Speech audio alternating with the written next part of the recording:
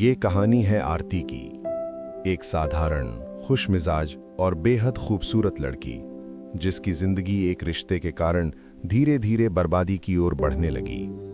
उस दिन सुबह से ही घर में हलचल थी, क्योंकि आरती के घर लड़के वाले आने वाले थे।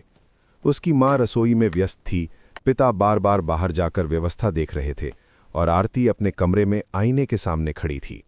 वो बार बार अपने बाल ठीक कर रही थी और उसके चेहरे पर घबराहट साफ नजर आ रही थी। उसने धीरे से अपनी माँ को बुलाया और पूछा, माँ, मैं ठीक लग रही हूँ ना? उसकी माँ ने मुस्कुराते हुए उसके बालों में क्लिप लगाई और कहा, तू तो हमेशा की तरह बहुत प्यारी लग रही है बेटा, चिंता मत कर। लेकिन माँ की बात से भी उसके मन की बेचैनी खत्म नहीं हुई, जैसे उसे पहले से ही किसी अनहोनी का आभास हो रहा हो। कुछ ही देर में बाहर गाड़ी रुकने की आवाज आई और लड़के वाले घर आ गए। घर का माहौल अचानक औपचारिक हो गया। थोड़ी देर बाद आरती को बुलाया गया। वो धीरे धीरे चलकर आई, सिर झुकाकर नमस्ते किया और चुपचाप बैठ गई। लड़के वालों ने उसे ध्यान से देखा, कुछ सामान्य सवाल पूछे और कुछ ही मिनटों में उन्होंने कह दिया कि उन्हें लड़की पसंद है। घर में खुशी का माहौल बन गया, लेकिन आरती के चेहरे पर अब भी हल्की बेचैनी थी, जिसे किसी ने गंभीरता से नहीं लिया। अगले दिन कुंडली मिलाने के लिए पंडित जी को बुलाया गया। सब लोग उत्साहित थे, लेकिन जैसे ही पंडित जी ने कुंडली देखी, उनका चेहरा बदल गया। वे कुछ देर तक चुप रहे, फिर धीरे से बोले कि अगर उनकी बात मानी जाए तो ये शादी नहीं करनी चाहिए। ये सुनते ही कमरे में सन्नाटा छा गया। जब कारण पूछा गया तो उन्होंने कहा कि इस रिश्ते में भारी दोष है और लड़की वहां खुश नहीं रहेगी, बल्कि उसकी जिंदगी तक खतरे में पड़ सकती है। ये बात सुनकर परिवार परेशान हो गया और माहौल अचानक डर और चिंता से भर गया। अब सिर्फ कुंडली पर भरोसा करना ठीक नहीं था, इसलिए आरती के पिता ने खुद उस परिवार के बारे में जानकारी जुटानी शुरू की। उन्होंने अपने परिचितों से बात की, पुराने जानकारों से पूछा, और जो सच्चाई सामने आई उसने सब कुछ बदल दिया। लड़का शराब पीता था, जुआ खेलता था और गुस्से में बेहद हिंसक हो जाता था। ये जानकर उन्होंने बिना देर किए रिश्ता तोड़ने का फैसला कर लिया, क्योंकि उन्हें अपनी बेटी की जिंदगी सबसे ज्यादा जरूरी थी। लेकिन यह फैसला उस परिवार के अहंकार को बुरी तरह चोट पहुंचा गया। अगले ही दिन सुबह दरवाजे पर जोर जोर से खटखटाने की आवाज आई। दरवाजा खोलते ही सामने लड़के वाले गुस्से से भरे खड़े थे। लड़के की मां ने ऊंची आवाज में पूछा, इतनी बड़ी बेइज्जती, रिश्ता तय करके तोड़ दिया? आरती के पिता ने शांत स्वर में कहा कि उन्हें अब ये रिश्ता मंजूर नहीं है। जब कारण पूछा गया तो उन्होंने साफ साफ सच बता दिया कि वे अपनी बेटी की शादी ऐसे लड़के से नहीं कर सकते जो शराबी और जुआरी हो। ये सुनते ही वो औरत भड़क उठी। उसकी आंखों में गुस्सा साफ दिखाई दे रहा था। उसने गुस्से में कहा, एक आखिरी बार पूछ रही हूँ, रिश्ता मंजूर है या नहीं? जब जवाब फिर से नहीं मिला तो उसने बेहद ठंडी और डरावनी आवाज में कहा, ठीक है, अगर मेरी बेटे से शादी नहीं हुई तो तुम्हारी बेटी किसी और के भी लायक नहीं बचेगी। उसके शब्दों में ऐसी ठंडक थी कि सुनकर ही डर लग जाए। ये कहकर वो वहां से चली गई, लेकिन उसके शब्दों में छुपी धमकी जल्द ही सच होने लगी। उस दिन के बाद आरती की हालत धीरे धीरे बदलने लगी। पहले उसने खाना कम कर दिया, फिर उसने लोगों से बात करना बंद कर दिया और धीरे धीरे उसने खुद को अपने कमरे में बंद कर लिया। वो घंटों दीवार को घूरती रहती, जैसे वहां कोई हो जिसे सिर्फ वही देख सकती हो। उसकी माँ बार बार उससे बात करने की कोशिश करती, लेकिन वो गुस्से में कहती, मुझे अकेला छोड़ दो, मुझे किसी से बात नहीं करनी। उसकी आवाज में अब पहले जैसी मासूमियत नहीं थी, बल्कि एक अजीब सी कड़वाहट आ गई थी।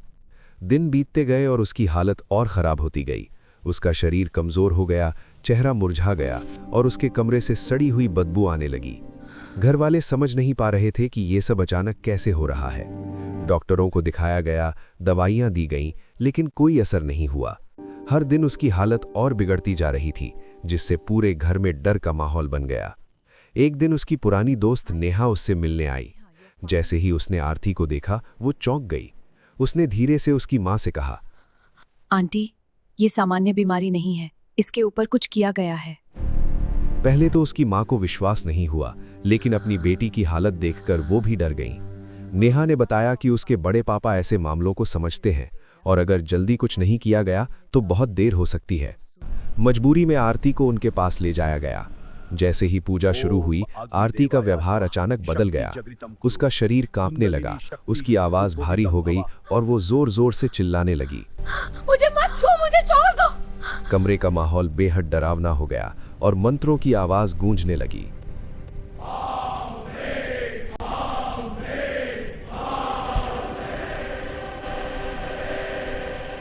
ऐसा लग रहा था जैसे वहां कोई अदृश्य ताकत मौजूद हो।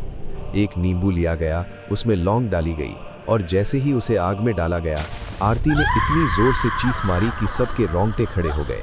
ऐसा लग रहा था जैसे उसके अंदर कुछ जल रहा हो। कुछ ही देर में उसे जोर जोर से उल्टियां होने लगी और उसकी उल्टी में काली राख और जली हुई लौंग के टुकड़े निकले। ये दृश्य इतना भयानक था कि वहां मौजूद हर व्यक्ति डर गया। धीरे धीरे उसका शरीर शांत हो गया और वो बेहोश होकर गिर गई।